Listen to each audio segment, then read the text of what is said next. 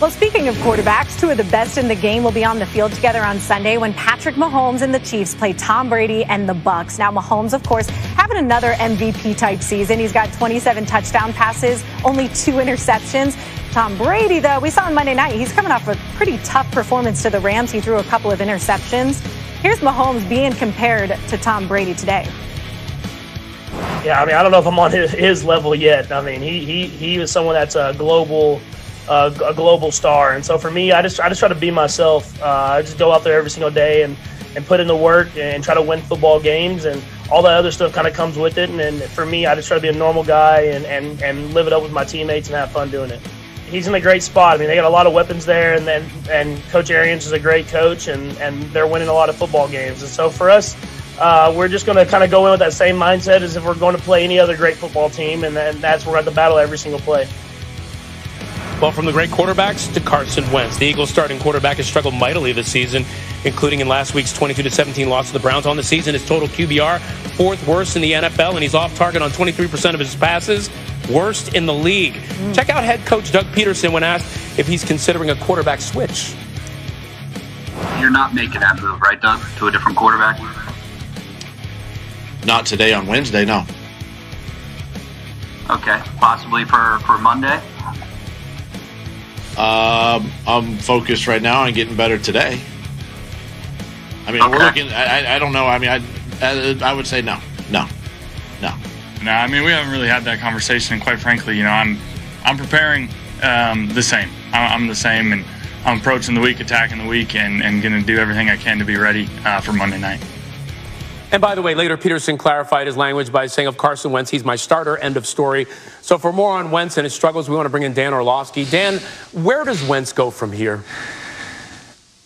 Yeah, like you said, Ryan, they're struggling and he's struggling. But at the end of the day, like, he has to go out in the field and still believe that he can make the throws, the challenging, difficult throws that are necessary where, you know, maybe he's backed up and the ball's going to have to get driven to the sideline. Those are big adult starting quarterback throws. You've got to be believing that you can go do those. Or maybe it's, you know, a good play action pass and the ball's got to get up over the outside shoulder of Dallas Goedert. You got to be able to make those great throws, or third down, being able to move in the pocket versus pressure and throwing an absolute perfect throw to Alshon Jeffrey and believing he'll catch it.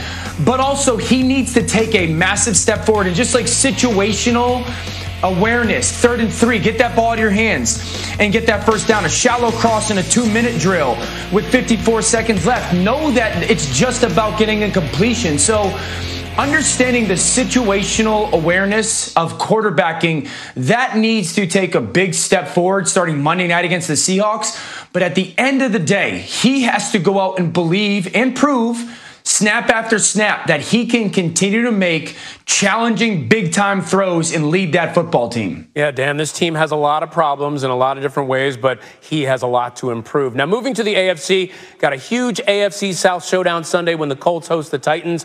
It's worth noting the Colts play star defensive tackle DeForest Buckner on reserve COVID-19 list today. Dan, where do you put the Colts among the best teams in the AFC?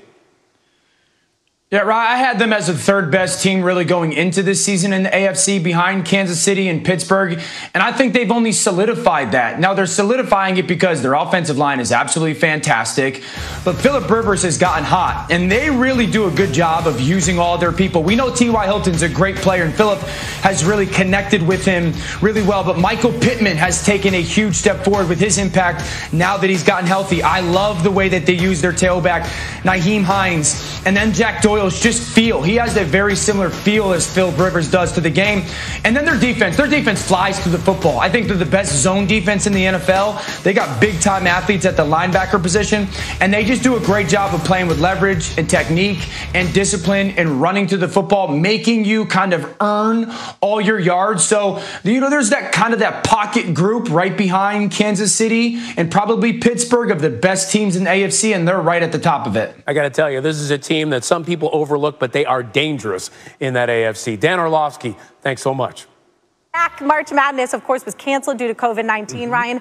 The coronavirus, though, continues to make an impact. Today, it's once again on the NFL schedule. That's right, Ashley. And, you know, if fans thought they'd have that Thanksgiving night Ravens-Steelers showdown to shake off that turkey coma, think again. Let's get you to our developing story. The NFL announced today the Ravens-Steelers game, originally scheduled for Thursday night, will be moved to Sunday at 1:15 p.m. due to coronavirus concerns. The source tells our Dan Graziano that 7 Ravens players have tested positive for COVID-19 over the last 3 days, and a number of Steelers were not happy about it. They took to Twitter following the announcement. Wide receiver Chase Claypool said this, quote, "What a joke." Juju Smith-Schuster followed with, "First, the NFL takes away our bye week because another team can't get their COVID situation together. Now they take away our Thanksgiving primetime game for the same reason. Shaking my head." And tight end Eric Ebron had this to say, "I'm not going to lie. Hashtag at NFL, this is bull. You know the rest." NFL insider Dan Graziano is live on SportsCenter with more. Dan, why did the league decide to postpone this game? Ryan, you mentioned the 7 Ravens that have tested positive so far this week. The league just decided, with 2 more of those showing up today, to bring that total to 7, that it needed a couple of more days to assess where things were with regard to this outbreak. My understanding is the contact tracing and the investigation that the league has undergone so far, they feel like they have a handle on how the virus got into the Ravens building. They just want to make sure, and they feel like if the testing results stop turning up positive tomorrow and Friday, that they'll have that they'll be right about that and they'll be able to move on with the game. But they didn't feel like they had given it enough time to ensure whatever it is their theory is about whether it started in the facility or somebody brought it in from outside. They just needed a few extra days. So they pushed the game back to Sunday. Those 7 players that tested positive aren't going to be able to play. And in the meantime, they're assessing the close contacts of those players. And it's possible that some of those won't be able to play if they're identified as high-risk close contacts and if their contact with the person who tested positive was too recent. Could make for a very difficult situation for the Ravens on Sunday if they do play then. Now, we saw the reaction from some of Pittsburgh's players. So, Dan, tell us more about why the Steelers players are so upset. Well, Juju laid it out, right? Earlier this year, they were supposed to play the Titans, and that game got postponed because of an outbreak in the Titans facility. And then it got moved to what was supposed to be Pittsburgh's bye week. Now, so they ended up having the bye week, the week the game was supposed to be able to be played, but they had already spent the week practicing, so they didn't really get a bye. Now they have a Thursday night game, so they have that sort of half bye, right, where they play Thursday and then not again until the following Sunday. So now they've lost that too. So they're playing these games without the kind of rest that they expect to get at various points during the season. And it's frustrating, and understandably so. But I just think it's important for people to remember that, A, this could happen to any team at any time. It's not necessarily because the Ravens did something wrong. And B, this season was never going to be fully fair. The league has sort of made that clear from the beginning. There are going to be things that happen that create situations that would have been unacceptable in previous years. They're doing them to make sure they can get the season played. You know, it's what we have to live with, unfortunately, the Steelers do during this COVID-19 year. And by the way, the Steelers actually have a shot to clinch a playoff berth with a win. They also need the Raiders and the Dolphins to lose for that to happen. Dan, thanks.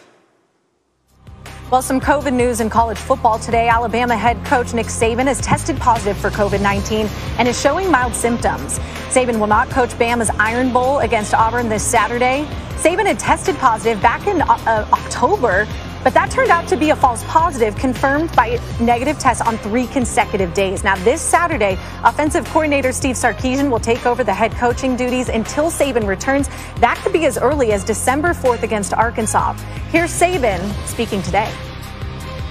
I was informed this morning that I had tested positive. I don't really have any cardinal signs of the virus right now. I informed the team this morning at 10 on a Zoom call. I'm the only person in the whole organization who tested positive on this, round. I'm still going to do everything possible relative to our team for Saturday's game with Auburn. We hated that this situation occurred, but as I've said many times before, you got to be able to deal with disruptions, in this year, and our players have been pretty mature about doing that. So we just want to carry on the best we can. Do you know by any chance where you might have gotten this?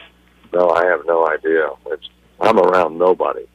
I mean, I go home and I go to the office. I have no idea how this happened. I really don't know.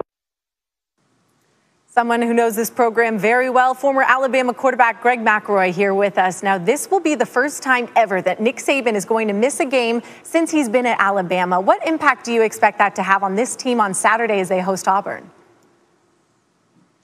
Well, the good news, I guess, if you're trying to find the silver lining, is that they had a dress rehearsal of him not being there in the week leading up to the Georgia game. Remember, he